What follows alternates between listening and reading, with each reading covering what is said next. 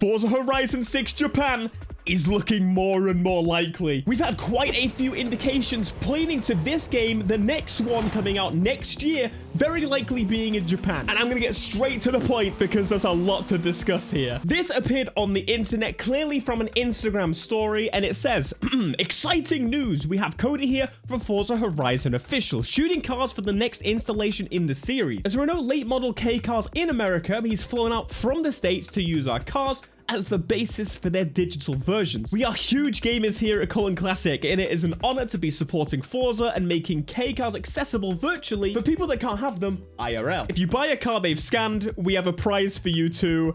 How good. Right, we have to digest this because this is not the first time something like this has happened. You may remember, this is years ago now, we're talking 10 plus years ago now. Someone posted that their R34 was being scanned for Drive Club, which essentially leaked the whole DLC of that they were doing a Japan location and the cars. This is not a rare occurrence, it happens. There's NDAs in place, but realistically, I mean, maybe this social media guy didn't sign it. I don't know. Right, before we go into the path of like talking about car scanning and what this means hugely, there is also one other point that I think a lot of people are missing on this, and I think this is quite interesting. As there are no late model K cars in America, why would that matter? He's flown out from the States to use their cars as the basis for their digital version. See, this is interesting to me because obviously normally the people working on Forza Horizon are not from the United States. So what that would mean is this person actually doesn't work for Playground Games, or at least works from the Forza Motorsport office, which means they are from the Forza Motorsport team, realistically, which I'm not really surprised to hear, points in the direction that they are now mostly a support studio, maybe the technical studio for getting the engine and the cars in the game. And I genuinely thought, I thought the Horizon team themselves were the ones that actually did this, but no. Turns out that, yes, the Forza Motorsport team is very much now technical. You remember Ghost? What happened to the remainder of the studio? Not many people. They became an engine support team, so they're also working on Battlefield. I'm going to cry if I talk about that too much. All right, let's get this excitement out of the way. Obviously, what this would suggest is that they are working on a Japan map. Why would they be adding K cars? The last DLC packs pointing at K cars. The rescanning and recreation of very important cars, like the S15 already got done in Forza Motorsport. They were doing something with like the R32. Basically, the really terrible Japanese cars that are in the game are getting redone. And it isn't specifically just the Japanese cars, to be clear, but it heavily biases on the Japanese cars. So it would suggest that they want to do an area right. And that was something they really pushed with Forza Horizon 5, trying to get Mexico authentically. I would genuinely love to see how their method of scanning is, because essentially what you've got is it looks like they're just tape measuring the damn car. Maybe they're doing it proper manually. So with game studios, what they have is a couple of teams, and some of the teams work on audio. Look at the amount of audio equipment that is used to record cars for Gran Turismo. Of course, Gran Turismo goes that extra mile. They are like the big dogs when it comes to this type of stuff. The difference between Gran Turismo and Forza is that, well, Gran Turismo actually had the same problem when it came to the PS3 era. We're talking Gran Turismo 6. They were still using original PlayStation PS2 car models that quite frankly were stretching, just not up to scratch in the amount of polygons available, the textures available. Anything that had been built previously is just so old and so outdated that it looked shite. Well, fast forward to now, that's the exact same thing that Forza is having. Anyway, the modern tech of scanning and getting a car digitally is so much better than it used to be, to the point where we know what they did for the original cars in Forza Motorsport is actually line them up and do it by eye, because clearly it was completely wrong. The scales, the proportions, a lot of the cars were completely off. And again, for them to be redoing that really shows their commitment to actually Japanese cars, at least majority Japanese cars. Thankfully, that's not just fully Japanese cars, because there's a lot that need love. The R34 is pretty terrible, and where is my Hikus? I've had enough of not having hikers on my R34. Come on, it's kind of the whole point. Anyway, this is the actual vehicle that they scanned. The 2020 Suzuki every piece. This is a 2020 car. Like, I just love that the Japan create things like this. And it really excites me, the idea that they're actually going authentic with this. If they go in masses, I mean, Forza Horizon 5 has just launched on PlayStation and it's at the top of its damn game. Sales-wise, decimating racing games over on PlayStation. Of course, it's the game that people jump into when they buy Game Pass. It is on the top of the world right now. So if they are not able to do justice to a new location, that's where it could all fall apart. And that's where I'm a little bit worried and reserved. But I'm optimistic because realistically, this team has been split into multiple different locations. There's now 2 studios formed from people that left the Playground Games studio. So I'm hoping they're really going to take some risks with this one now that some of those people are out of the way. Maybe that's the way it was. Maybe the Forza team wanted to go harder with the direction. And, you know, the people that split off were like, no, we want Forza to be the same. Or maybe it's the opposite. We'll have to wait and see. But you can go through a whole bunch of their cars that they have sold. They've got their sold list. It is not just Japanese cars that this place sells, but Australia has a huge amount of Japanese cars that, just like America did for a really long time. I mean, Toyota's still dominating force, but you've got like actual Suzuki Jimneys, the Carries, you've got the Honda N-Box GL. A lot of these cars, and clearly, as they stated, if you buy a car they've scanned, we have a prize for you too. How cool. Making K-cars accessible virtually for people who can't have them IRL. It's all stating that it wasn't just this one vehicle they scanned, so that's great news. Now, the worst case scenario is that they're just scanning them for traffic cars and we're screwed.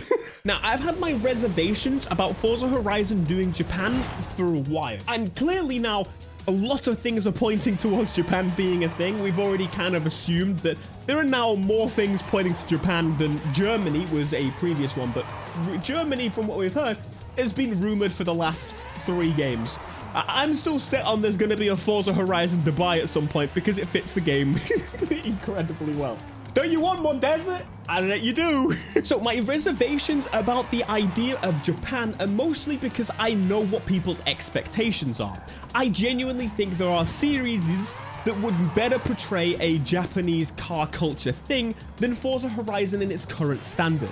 Now, if you've played any of the recent Horizon games, and I'm pretty sure that most of you have played more than one Horizon, whether that's Horizon 1 all the way at the beginning and Horizon 5, or you've played Forza Horizon 4 and Forza Horizon 5, I think it all becomes very clear that each game becomes less structured, less authentic, if you will, to that area. And hey, I mean, I've never been to Mexico. I get that they were really pushing the idea that this is authentic Mexico. And to be fair to them, that game was also on the original Xbox One, which was, of course, limiting what they could do. This next game is not going to be held by those same restrictions. What you're going to have is it's just going to be on the new gen, on PC, on PS5, likely, on day one, if not very, very shortly after. Those limitations have been lifted. The limitation now is the Series S, but ultimately, Forza Horizon looked good on the Xbox One, so they can achieve anything if they put their mind to it. But that is besides the point. I don't care how the game looks. What I care about is the feel. Something that Forza Horizon struggles to do is create a believable world in where the people, the characters, of course, they usually they come from the UK or where they've got the Welsh bloody rally guy or whatever, and they all come along on the adventure. But what I want is not just like 2 Mexican people in the game. I want them to have all of the cast be Japanese. I want to be engulfed in the world. I don't want a British colonizer teaching me about Japan. I want a Japanese person teaching me about Japan, okay? We're bringing back the Horizon colonization joke. That's what they do. They're spreading across the world and stealing all the resources. That's why they're there. Now, I'm worried about the environment. I'm worried that Forza kind of tends to lean quite heavily on the countryside elements of the world. What you've got is a lot of just nothing. Okay, the Japanese countryside, of course, is going to be a little bit more unique, but when we saw Mexico, I mean, it just kind of felt exactly the same as America or the UK countryside, but less green. You know, I wasn't really inspired by it. And even as someone that is from the UK, and of course I was excited about Forza Horizon 4, I noticed most of the environment I just couldn't care about at all. And what people are thinking about when they think about Japan being in a Forza Horizon game, they think of a large city.